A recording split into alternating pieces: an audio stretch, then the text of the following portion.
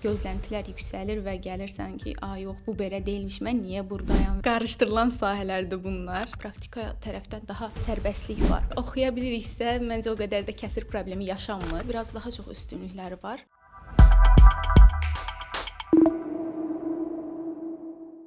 Mən Məmmədova xanım Nənə, artıq 4-cü kurs tələbəsiyəm. Bakı Dövlət Universiteti, Sabah qrupları, ixtisasım psixologiya. Bu universiteti seçməyinizə əsas səbəb nə oldu? Açığı universitet seçimində iki universitet arasında qalmışdım. Bunlar Xəzər Universiteti və Bakı Dövlət Universiteti idi. Və araşdırdıqda silabuslarda kəskin fərqi olmadığını və daha tələbə yönümlü olduğunu düşünərəkdən Bakı Dövləti seçdim. Bu universitet haqqında sizə ən çox verilən sual nə olub? Təhsil yaxşıdırmı? Həqiqətən imtahanları çox çətindirmi? Çox kəsir olurmu tələbələrdə? Bu tipli suallar daha çox olub. Açığı, əgər oxuya biliriksə, məncə o qədər də kəsir problemi yaşanmır. Sualları əvvəldən verir bizə müəllimlər və ona uyğun olaraq cavabları yazırıq. Yəni çox çətin olduğunu düşünmürəm. Bu universitetdə oxumağın ən böyük üstünlüyü nədir? Açığı sabah qrupları olduğundan dolayı biraz daha çox üstünlükləri var. Çünki adi fakültə və sabah qrupları fərqlənir. Bu aspektdən yanaşsam daha tələbə yönümlüdür və praktika tərəfdən daha sərbəstlik var. Yəni bundan da əlavə dərslərimiz daha praktik yönümlü keçirməyə meyllidir. Məsələn,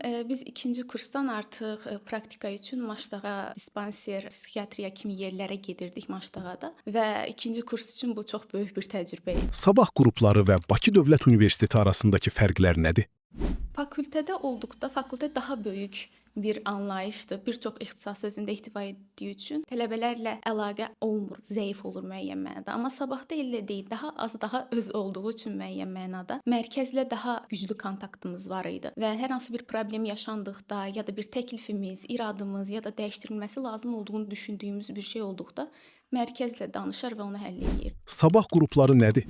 Sabah qrupları belə deyək, bakalavr magistr arasında olan bir pillədir. Bunu bir belə deyək də uğur pilləsi kimi də qiymətləndirmək olar. Çünki öz inkişaf üçün çox gözəl bir mühit verir. Eyni zamanda təhsil üçün yeni imkanlar yaradır. Hal-hazırda sabah qruplarına ayrıca imtahan vermək olmur. Yalnız 1-ci kursdan yüksək ballı olan şəxslər sabah qrupuna keçə bilir. Bu da bir üstünlük. Müəllimlər də seçilir burada. Müəllimlərin yeni bir yanaşmaları olur, onlar tətbiq olunur burada. Tədqiqat yönümlü məsələn fakültə ilə sabah qrupları psixologiya ixtisasında fərqlənən əsas xüsusiyyətlərdən biri tədqiqat yönümlü gedişdir. Yəni biz daha tədqiqat yönümlü inkişafa fokuslanmışıq. Tədqiqat aparırıq, SPSS üzərində işləyirik. Bu cəhətdən daha üstündür. Universitetdə verilən qərarlar tələbə rəyinə əsaslanır. Sabah qruplarında əsaslanır.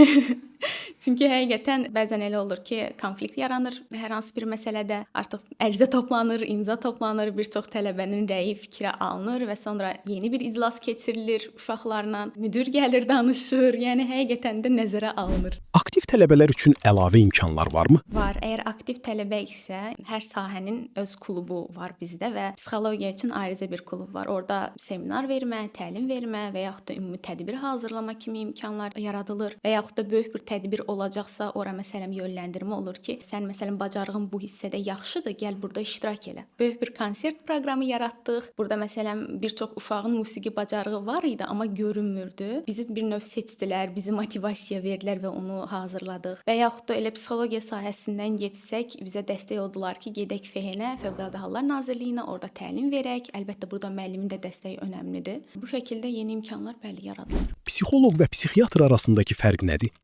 Çox qarışdırılan sahələrdir bunlar. Bəzən düşünülür ki, heç fərqi də yoxdur, amma əslində fərqi var. Tək fərq dərman yazmaq kimi qiymətləndirilir. Yəni psixiatr dərman yaza bilir, amma psixoloq yaza bilmir kimisindən. Amma bundan da əlavə əsas terapevtik iş əslində psixoloqla aparılır. Daha belə kimyəvi məsələlər psixiatrlıqda, amma daha kimyəvi olmayan və söhbət əsaslı məsələlər psixoloqlandır. Və psixiatr və psixoloq birlikdə işləyir hər zaman. Və nevropatoloq da bura daxil ola bilir. Buna biz üçbucaq deyirik və bu üçbucaq işləyirsə, o zaman biz irəliləmədən söhbət aça bilərik. Amma bir əməkdaşlıq yoxdursa, bu zaman bir geriləmə ola bilir. Hansı tip abituriyentlər bu ixtisası seçə bilər?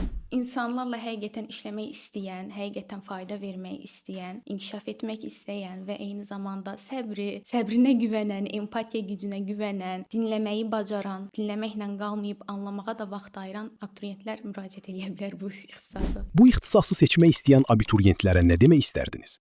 Bəzən bu sahə məcburi halda seçilir, çünki 4-cü qrupda tibb adı ilə gəlib, daha sonra bal azlığına görə psixologiyaya gələn tələbələr kifayət qədər olur. Düşünürəm ki, əgər həqiqətən istəyirsinizsə bu sahəyə gəlin, çünki xüsusilə hal-hazırda da yarıda qoymaq istəyən tələbələr kifayət qədər var. Bu həm vaxt itkisidir, həm motivasiya itkisidir. Buna görə də psixologiya sahəsini araşdırmaq çox yerinə düşər. Təkcə yəni dinləməkdən və necə deyirlər, geri dönüş etməkdən ibarət deyil psixologiya. Belə bir mif var ki, psixoloq yalnız dinləyir. Yalnız dinləməkdən ibarət deyil peşə. Abituriyentlərə nə məsləhət verərdiniz?